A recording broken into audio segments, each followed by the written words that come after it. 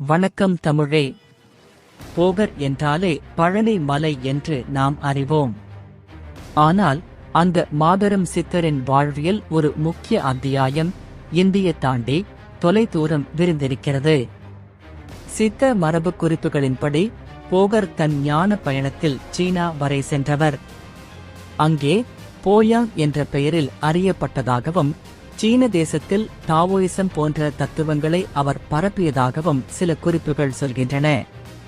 தனது குருவான காலாங்கி நாதரின் ஆணைப்படியே யோக அறிவியல் ஞானத்தை உலகெங்கும் பரப்ப அவர் விமானம் போன்ற கருவிகளை பயன்படுத்தி பயணம் செய்ததாகவும் சப்த காண்டம் போன்ற நூல்களில் அவர் சீடர்களுக்கு விவரித்திருக்கிறார்.